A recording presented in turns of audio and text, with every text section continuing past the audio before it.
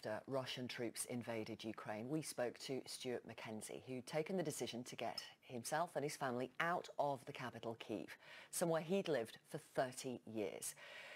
He made it at that stage as far as Lviv, which is in the west of Ukraine, near the Polish border. Let's hear what he told us then. Can you believe that you've had to do this? It's just... You're still in shock, you know, still in shock. What have you left behind, Stuart?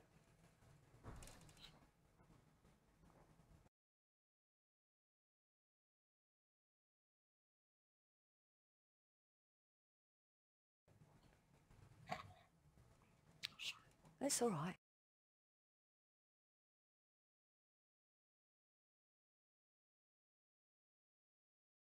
Honestly, you do not need to say sorry.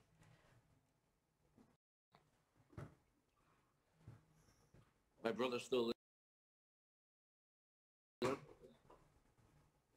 30 years of life. Oh.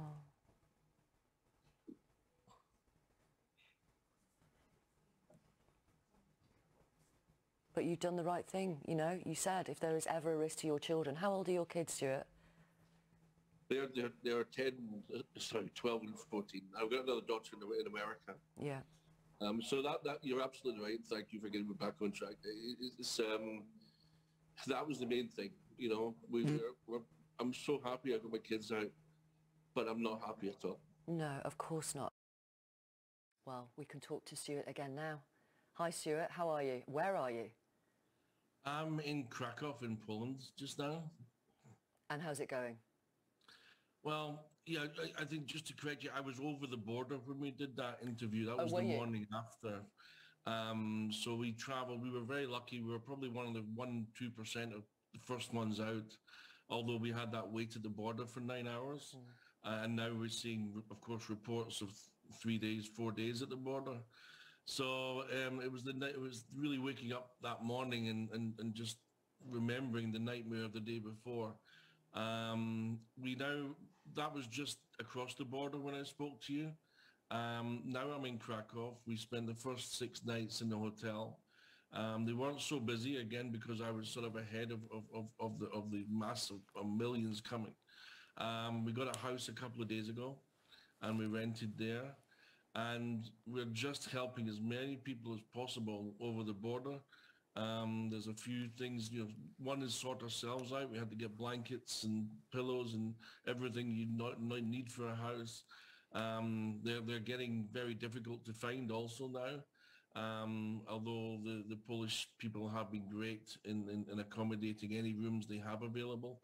But there's just so many people coming over. Yeah. And so, Stuart, tell me about some of the people that you are now trying to help get from Ukraine into Poland to safety.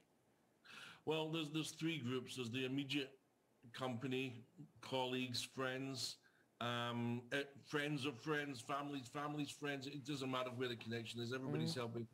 But getting the people over now, a lot of my staff, the female staff, are coming over just with their children and having to leave their husbands behind. So not only the decision we're having, the hard decision we're having to leave Ukraine and leave your house, is then they go to the west of Ukraine with their husbands and then leave their husbands.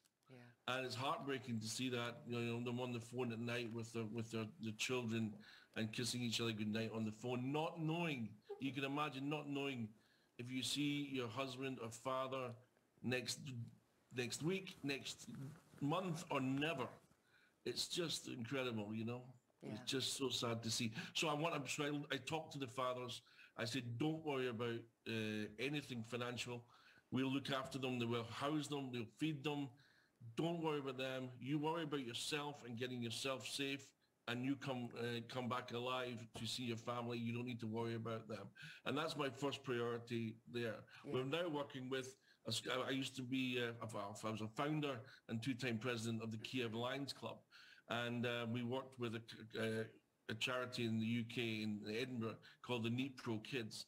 They've got 70 orphans stuck in Dnipropetrovsk just now, and they're trying to get them across the border. I was there 2 days ago with Steve Carr, who's organising it. And I drove him to the border. We had a look and see what was happening there. So as soon as these children get over, we've got accommodation and buses and things to look after them, food. Okay. And, you know, he would love to get them in the UK. And I know you've been reporting on the struggle of many to try and get visas, etc. I've not went in that direction yet. I know there's problems. I'm not going to take my mother-in-law, if you remember, my housebound mother-in-law to Cali and then back and forth to places, and it would just not be great for her, and it's not my priority either. My priority is to help as many people get over the border. Understood. Sorry, Stuart. Can I ask, do you regard yourself as a refugee?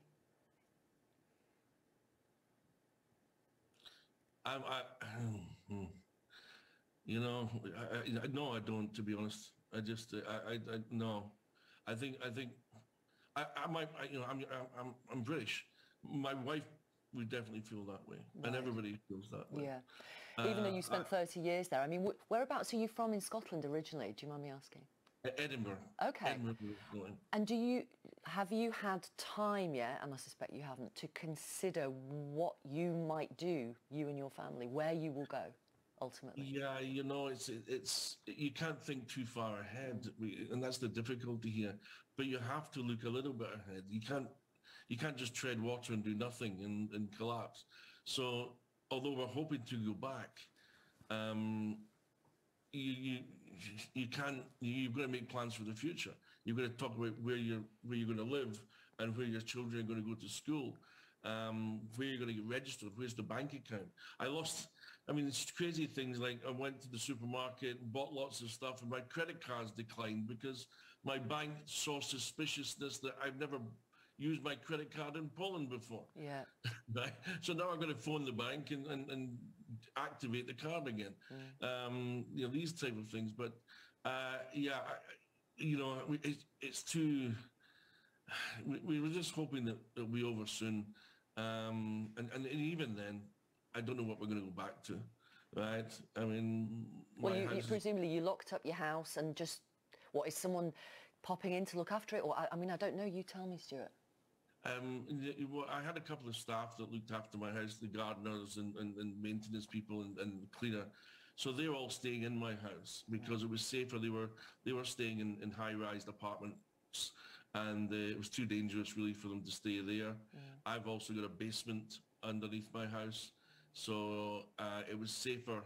And I've got my car there, so they've got full access to everything. So they're in the house and they're safer in the house. And we speak to them every day, of course. And my dog's there as well. So luckily at the moment that's okay. But my financial manager's house got blown up 4 hours after he left. It was getting so dangerous he used to have to leave, and then he got a bomb right through his living room door. So that's how dangerous it is there just now. Yeah. Stuart, thank you so much for updating our viewers around the world. People were asking after you, and it's good to see that you are safe and doing what you can to get other people out. Thank you very much for talking to us again. Thank you, God bless. Thank you.